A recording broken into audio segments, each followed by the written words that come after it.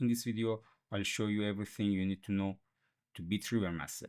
I'll break down all his attacks, explain how to deal with each one, and finish with a full no-hit run and a strategy. In this guide, we're using the default in-game build for River Master Abyss difficulty. Let's get started. The boss usually starts the fight with this attack. Fires 4 water projectiles. To dodge this, you only need to walk to the left or right. You can parry them, but honestly it's not necessary. After that, the boss jumps into the water 3 times. You can jump over it, dodge it, or if you have an umbrella, you can glide. Normal dodging here is a bit tricky. The best and safest option is jumping. So as soon as you see the wave coming, jump once and you're safe. Sometimes he uses Raising Wave first, and then follows up with Water Gun. After the opening attacks, the boss will use one of these two moves. The first one is a sliding attack. The boss pulls his head back, then slides straight toward you, and deals damage. The timing is very easy. As soon as he gets close, press parry once, and that's it. The second option is a 3-hit tail combo. For this attack, only focus on the boss's tail. When the tails get close to you, parry. Timing goes like this: parry, delay, parry, delay. For the third hit, I recommend dodging instead of parrying. This triggers slow motion, and after that, you can deal good damage to the boss. After either of these attacks, the boss prepares a red attack, which you must parry. For this one, don't look at the animation. Listen to the sound. When the boss says water of this, press parry right after you hear the word death. If you do that, the parry is very easy. After the red attack, the boss usually uses Water Slicer.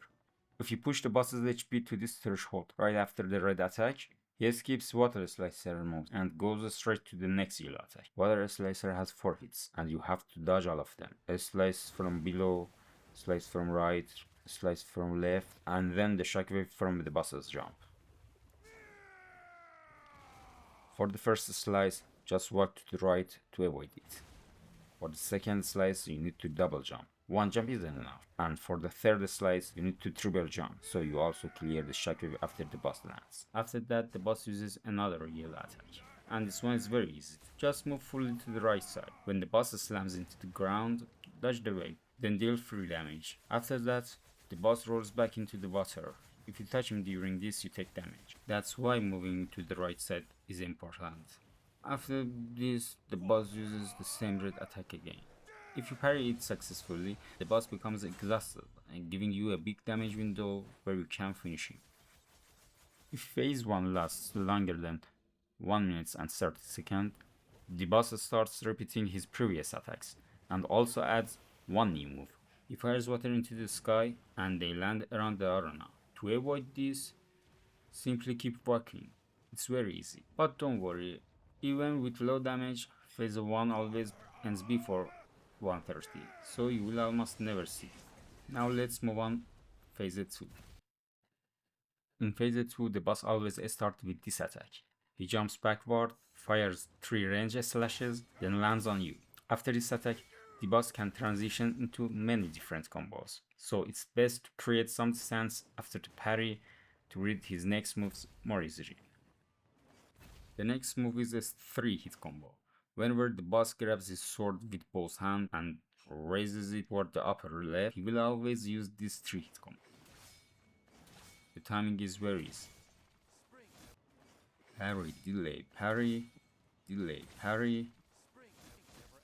The next move is a 4-hit combo. Whenever the boss drops into this low stance and attack from lower right side, he will perform 4 delayed sword strikes.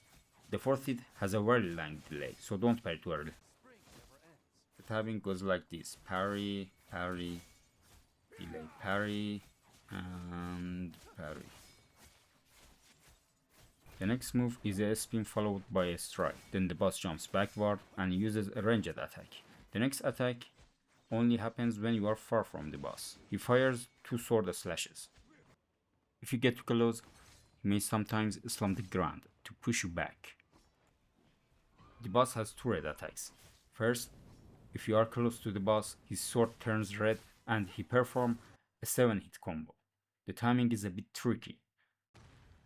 Parry, delay, parry, parry, delay, parry, parry, delay, parry, parry.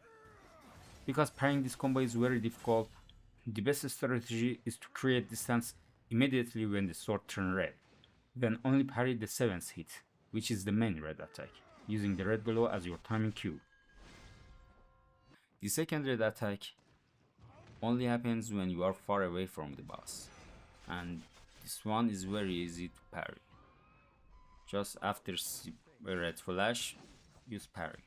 The first yellow attack in phase 2 is always the same. The boss jumps to the center of the arena, waits for a moment, then rushes toward you. When you get close and you see the yellow glow, dodge. If you are very close, just spam dodge to be safe. In the next yellow attack, the boss jumps onto the Dragon King and uses water slicer 5 times. The pattern is bottom to top, right to left and back, right to left and back again. After that, he jumps into the center of the arena and the landing shockwave deals damage.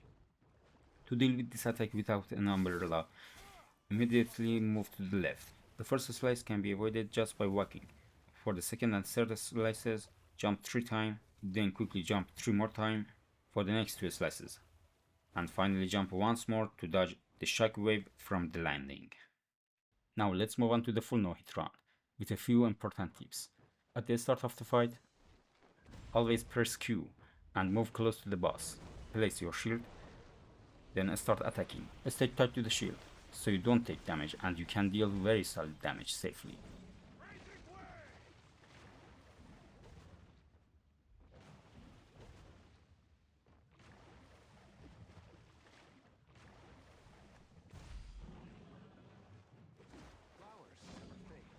On the third attack, dodge to trigger a slow motion and maximize your damage window.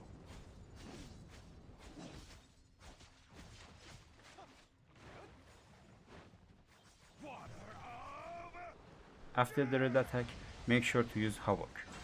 This lets you deal the highest possible damage and helps you escape the boss's yellow attacks entirely.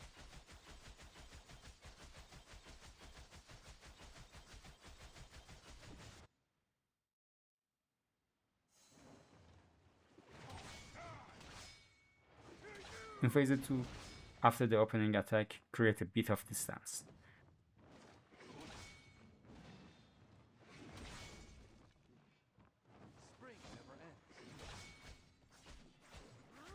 For the red attack, play it safe and only parry the 7th hit.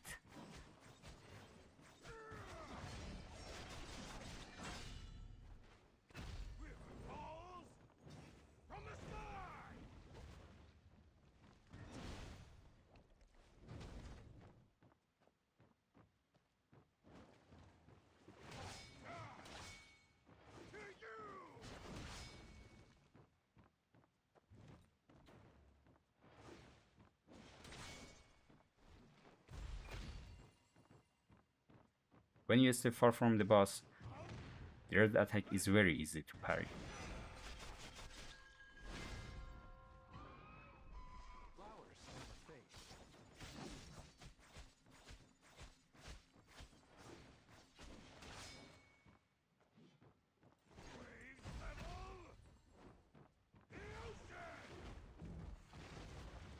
For the yellow attack, just fly to avoid them. And that's it.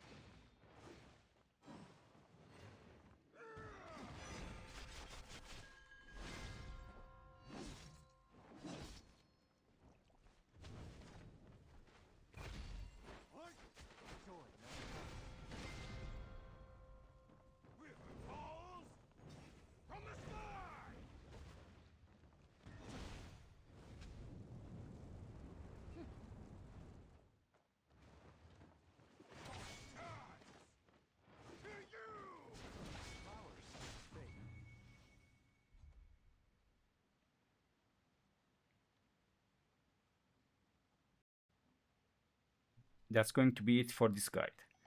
If this helped you, make sure to like and subscribe for more no-hit runs and boss guides. Thanks for watching, and I'll see you in the next one.